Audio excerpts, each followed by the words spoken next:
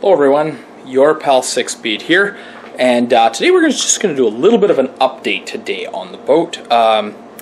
So yeah, the disassembly, when it was done, we were left with not so great results. So we definitely, if we look right here, we definitely have a failed reed valve, which was the cause of some of the problem. Now, as most of you may know by the subtitle text, or the text that I put on the screen with the funky music, anyway, we had another failure of the piston ring locating pin. Had broken off and gouged the wall of number 4 really badly. Now, what I think happened, and upon researching this, because you don't want to go ahead and rebuild a Powerhead if you don't know the reason why it failed, because it will fail again if you didn't correct the initial issue. So, obviously we have a problem with this thing here.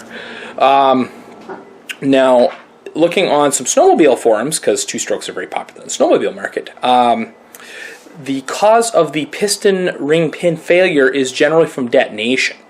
Now, I didn't see any detonation damage to the piston, so my guess would have been that anything that would have happened long term is very unlikely. And since it looked like all the carbon had been washed out of the cylinders, meant that it was getting a little bit of fuel, but it either wasn't firing or it wasn't firing much. So my guess would be is that the heat and maybe some detonation that had occurred from cylinder number 4 starving from fuel may have caused that pin to break. I'm not certain, but whatever it is, there's usually not really much of an underlying cause other than something like that. So I think we're good to go. Fingers crossed. So right now, the block is actually finished at the machine shop. Machine shop had to punch out the 4th liner and press in a new one, and then machine the ports out on the side. Anywho, yeah, 1, 2, and 3 would actually clean up with a hone just nice, perfectly. There was nothing really major. I can't remember what the tolerance is. I'll have to look it up in the book that I got sitting here. So yeah, stuff that you haven't seen. So I bought an actual manual for the thing. So it said something about oversized pistons.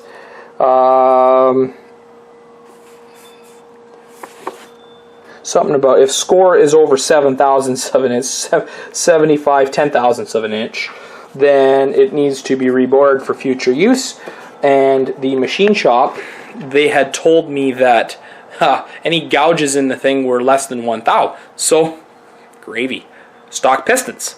So, then came the second problem when I started ordering all the parts for this. I still got a couple things left to order. Wiring harness, spark plug wire, and crimper, because I need to make my own for this. They don't sell used, or they don't have pre-made kits for these. Anyway, the point being is that, and the water pump for the leg, I'm sure my water pump's fine. Cheap insurance, not going to mess with that. To just replace it. Anyway, the problem I was having was I tried to buy 2 different rebuild kits, one on eBay, one on Amazon, and neither of them could find the pistons for it. For some reason, stock pistons were out of stock everywhere. Wiseco didn't have them or anything like that. So I tried. My last ditch effort was I bought one from a place in Florida called Master Tech Marine. I am not sponsored by them, but you guys are amazing. Thank you so much for your hard work. They found me Vertex moly-coated pistons and they gave them to me for the same price, even though that they were a little more expensive. You guys are amazing. Thank you for all your help. Their service was good. Prompt responses when I had emailed them within about a day or so. And I've actually started assembling some of the motor. I have filmed a little bit of it, mainly the connecting rod, putting the connecting rod into the piston. But when it came time to put the main bearing on, the needled main bearing on the crankshaft, the problem I ran into was that the needles were the wrong ones. So the later motors have a double row of needle bearings, and the earlier ones like mine have a single row, and it's a different needle for them. So I emailed them up, and they expedited them right away, and they're sitting in my P.O. box in Blaine, Washington right now. So I gotta go pick them up. Anywho, so yeah, awesome people, great to deal with. If you have one of these vintage Mercuries, check them out. They were able to get me parts, no problem, no hassle. And these guys work really, really hard. Whereas the other guys were just like, you know what, screw it, we'll refund you your money and whatever. And I was like, I don't want a refund. I want the pistons. I don't give a crap about a refund. I just want to get this motor rebuilt. Because frankly, it's my happy place and I like to be using it. So right now, what I am doing is I'm actually adjusting the reed stops here. I don't think I have to do it too much. I didn't realize they're fairly malleable and they bend by hand. But because this reed block here has a bit of a damage to it because of the failure, we're going to have to resurface that with a little bit of emery cloth. So I'm going to have to do that, unfortunately. So yeah, the block is done. So today's Sunday of the American Memorial Day long weekend.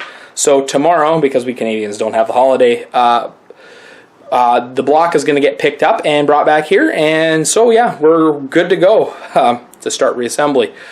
Other things that I have done so far, you can see my little workbench here. I've just got some parts strewn all over the place, a little bit of petroleum jelly for putting in the needle bearings.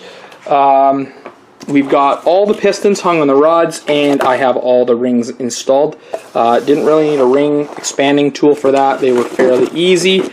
I have the main bearings installed in the end caps.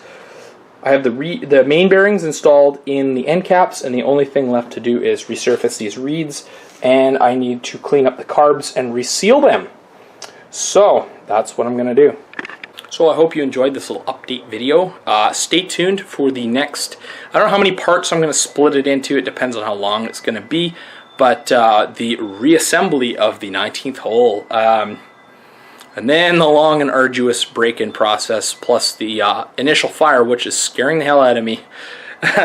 But if you guys want regular updates on how this rebuild is going, follow me on Facebook, Twitter, and Instagram, and I post regular updates with what I've been doing on this thing so that you guys all know what's going on. You guys can follow along. Anyway, I will post videos here on YouTube when I get the chance.